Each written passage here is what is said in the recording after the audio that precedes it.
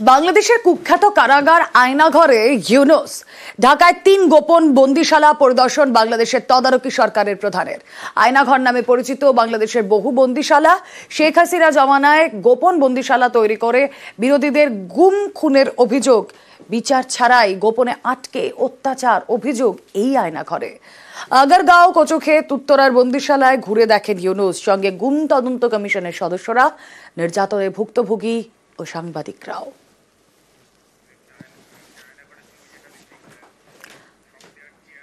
আয়নাঘর নামে পরিচিত বন্দিশালা, যেখানে বন্দীদেরকে শক দেওয়া হতো। বন্দিশালার ইলেকট্রিক চেয়ার, হাসিনা জমানায় বিরোধীদের গুমের অভিযোগ, এখানেই গোপনে আটকে অত্যাচার করা হতো। বন্দিশালা ইলেকট্রিক চেয়ার আয়নাঘরে তদারকি সরকারের প্রধান মোহাম্মদ ইউনুস।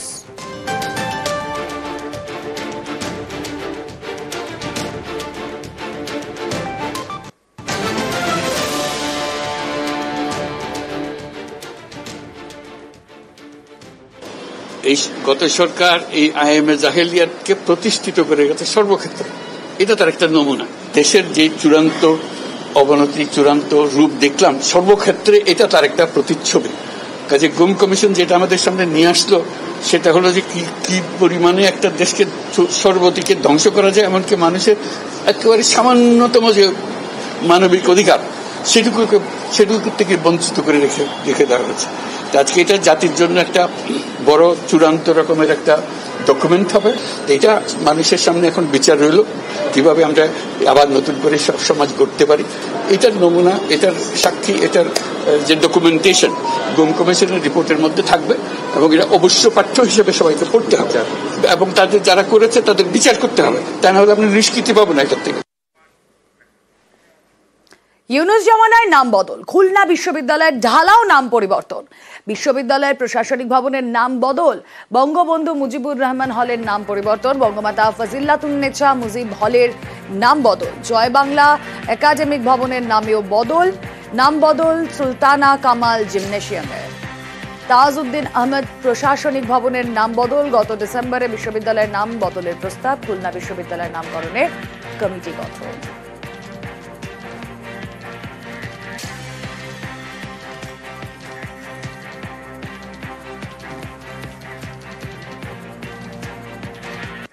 সরকারে থেকে নতুন দল গঠনের তোড়জোড়, নতুন দল গঠনের উদ্যোগ ছাত্রনেতার, কড়া সমালোচনা বিএনপি ছাত্রনেতা জোনায়েদ সাকের।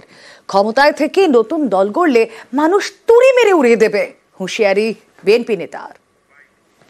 অন্তর্বর্তী সরকারের দায়িত্ব এই যে সংস্কার, এই যে একটা রূপান্তর, সেইটাকে এগিয়ে নিয়ে যেতে সাহায্য করা। এর চাইতে বেশি কিছু করতে গেলে কেউই একমত হবে না, তখন আমরা সকলে মিলে এর বিরোধিতা করতে পারবো, এবং এই সরকারকে এত সোজা না বাংলাদেশে অন্য কিছু করে ফেলা। নতুন দল যারা করবেন তাদেরকে বলি, জনগণের ভেতর থেকে দলের জন্ম দেন, ক্ষমতার ছায়াতলে নয়। ক্ষমতার ছায়াতলে থাকা দলকে মানুষ ভালোভাবে গ্রহণ করে না। কেউ ক্ষমতার ছায়াতল আর কোন দেশি বিদেশি মিলিয়ে কোন ষড়যন্ত্রের রূপ দিতে চায়, বাংলাদেশের মানুষ এটাকে একেবারে তুড়ি মেরে উড়িয়ে দিবে। অশান্ত বাংলাদেশ, এবার মৌলবাদীদের রোষে তদারকি সরকারের উপদেষ্টাও। বইমেলায় তাণ্ডবের নিন্দার জের মাহফুজ আলমকে মুখ সামলে কথা বলার নিদান খেলাফতে মজলিসের। আর এরই মধ্যে জুলাই আন্দোলনের আরেক নেতার বাড়িতে আগুন, ভস্মীভূত জনপ্রিয় কন্টেন্ট ক্রিয়েটর নুরুজ্জামান কাফির গ্রামের বাড়ি।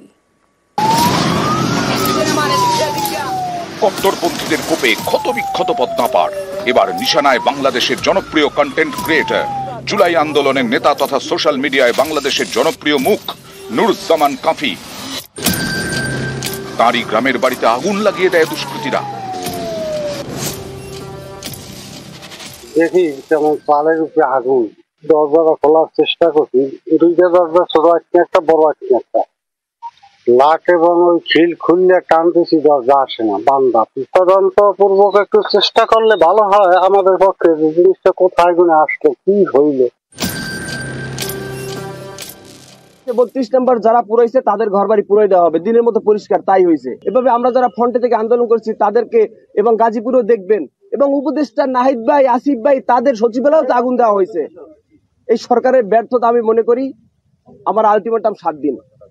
আমি 7 দিনের মাথায় রাজপথ দাঁড়াবো যদি বিচার না করা হয়, আমার ঘর যদি পূর্ণভাবে উঠানো শুরু না হয়। গত বছরের অগাস্ট থেকে উত্তাল বাংলাদেশ, এর বড়সড় প্রভাব পড়েছে ওপারের শিল্প সংস্কৃতি জগতে। দুদিন আগেই বইমেলাতেও তাণ্ডব চালিয়েছে কট্টরপন্থীরা। টার্গেট হয় একটি বিশেষ স্টল, কারণ এই স্টলে ছিল তাসলিমা নাসরিনের লেখা বই চুম্বন। বাংলাদেশের নির্বাসিত লেখিকার বই রাখার জন্য বইমেলায় হামলা হয়। এর বিরুদ্ধে মুখ খোলায় এবার কট্টরপন্থীদের রোষের মুখে ইউনূস সরকারের উপদেষ্টা এবং জুলাই আন্দোলনের নেতা মাহফুজ আলম। মাহফুজ আলমকে মুখ সামলে কথা বলার নিদান খেলাফতে মজলিস সংগঠনের।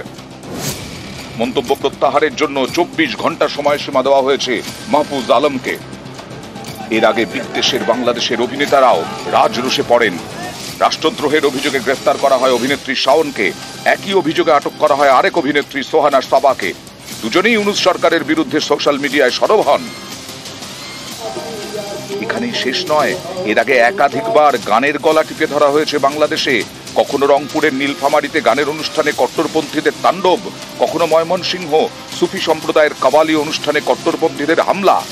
মৌলবাদীরা তাণ্ডব চালিয়ে বন্ধ করে দেয় মেয়েদের ফুটবল প্রতিযোগিতাও। এবার জনপ্রিয় কন্টেন্ট ক্রিয়েটর নুরুজ্জামান কাফির গ্রামের বাড়িতে আগুন।